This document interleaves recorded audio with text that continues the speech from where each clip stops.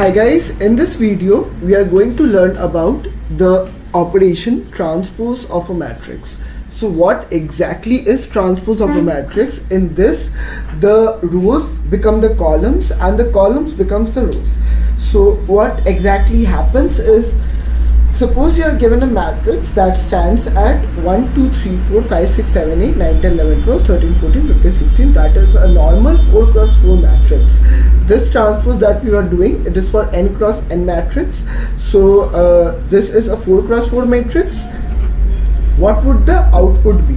The output would look like 1, 2, 3, 4, 5, 6, 7, 8, 9, 10, 11,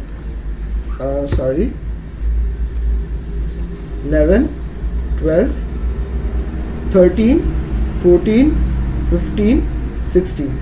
So what happened exactly here is the rows here became the columns here. So this is what happens when you perform a transpose operation on a particular matrix. Okay.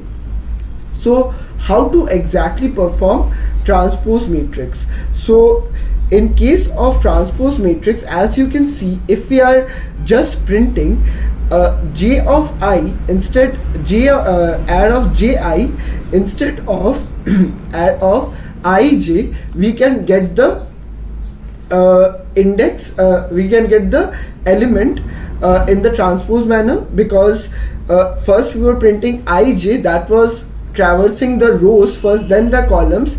Now we are doing ji, it is traversing the columns first and then the rows. Let me just show you how to exactly print a particular transpose of a matrix. So let me go here and def transpose, and let's just provide a matrix as mat here as a parameter.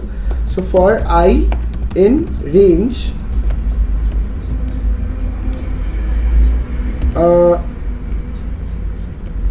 guys, in this case I would be also taking in the input of R and C, that is the rows and columns. For I in range R, that is the number of rows. For J in range C, that is the number of columns. If I print I and J, suppose print mat of I, J, and I end it with a space. So these are each of the elements and I'm ending it with a space, and I also print an empty line so that it goes to the next line for the row. So now let me just print the transpose. So I'm just calling transpose, and I've provided the matrix as 1, 2, 3, 4 to 16, and I'm providing the parameters, that is matrix. The number of rows is 4, the number of columns is 4. Let's just run this particular code.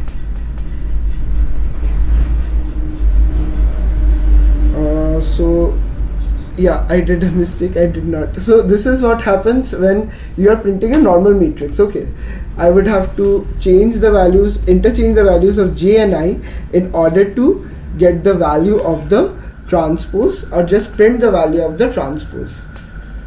So I am getting 1, 2, 3, 4, 5, 6, 7, 8, 9, 10, 11, 12, 13, 14, 15, 16. So this is the transpose of the matrix as we had seen before. So now we are just printing this particular value. And what if we were asked that we had to provide a particular return a particular matrix in which it is already a transpose? So what we would have done, we would have created a temp matrix, and so it is temp is equal to an empty list, and we would have to append each of these values to the empty list. So L dot append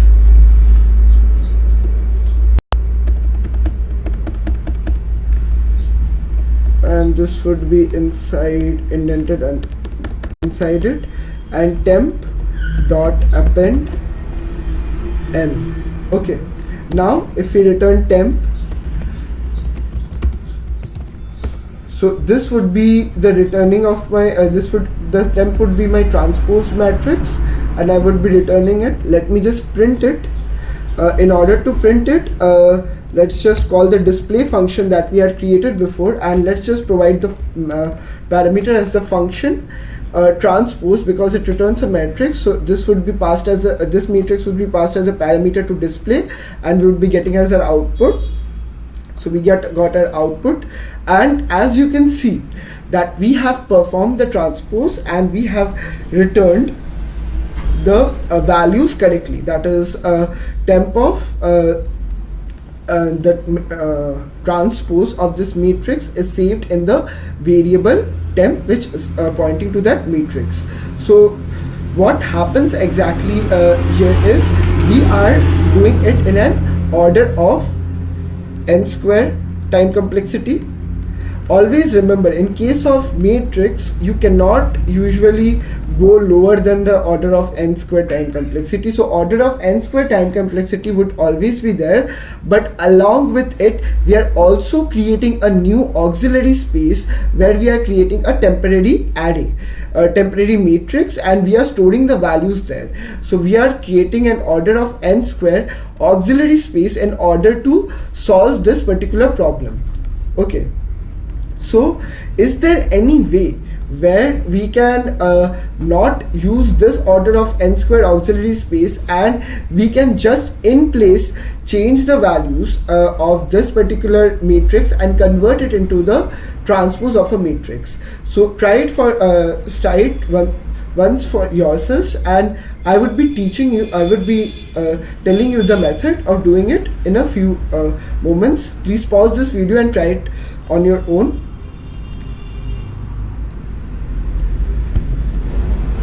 So I hope so you tried it on your own, and we would be continuing with our solution of this particular problem, that we have to solve it in place. That is, we have to perform the transpose of this particular matrix in place. So what happens exactly is, as you can see, that the diagonal elements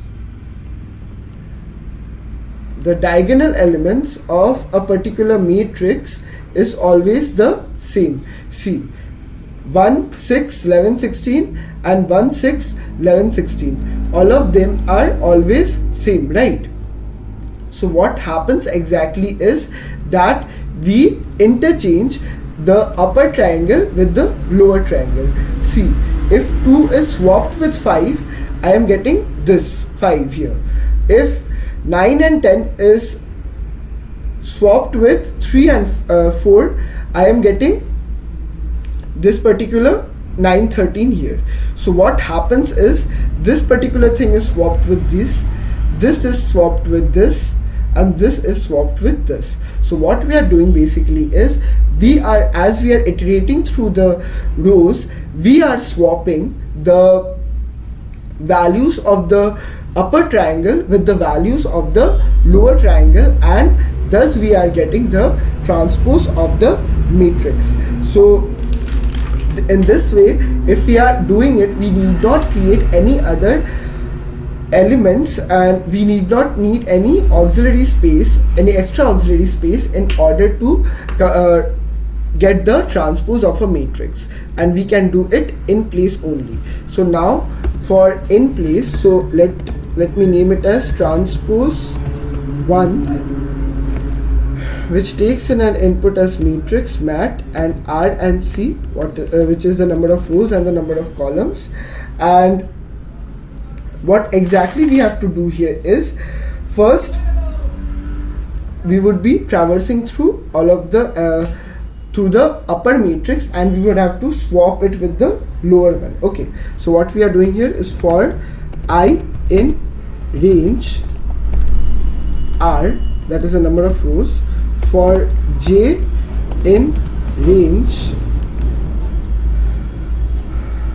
so we have to start from I plus 1 in order to get the columns must be ranging from I plus 1 in order to get this. Let me just show you what exactly is happening while swapping here. This particular element has an index of 0 1, and this has an index of 1 0.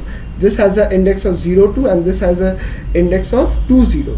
So we are swapping ij with ji values, and we would be getting our result. Okay, so it would be starting from I plus 1, and it would be going on till all of the columns, and we would have to swap the ij with ji. So let's use the third variable in order to swap it. So add of ij, add of ji would be equal, ij would be equal to add of ji. It would not be add, it is would be mat here, not amt, it would be mat.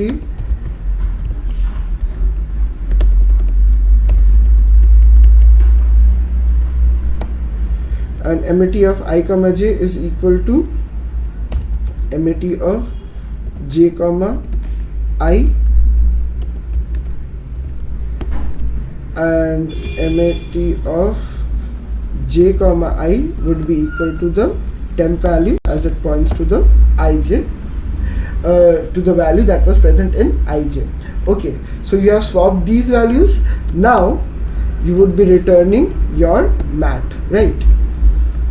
So let's just provide transpose 1 here instead of the initial transpose. Let's just run our code here. So we are getting 1 2 3 4 5 6 7 8 9 10 11 12 13 14 15 16, and we are doing it in order of n square time complexity and order of 1 auxiliary space. So we were able to perform transpose of a matrix in place, and we were able to return it in one. We were able to solve it in one auxiliary space, in a constant auxiliary space basically. So thanks for watching this video, guys. I hope so you understood how to particularly perform transpose, what exactly transpose is, how to perform in place transpose. So thanks for watching this video, guys. See you in the next one.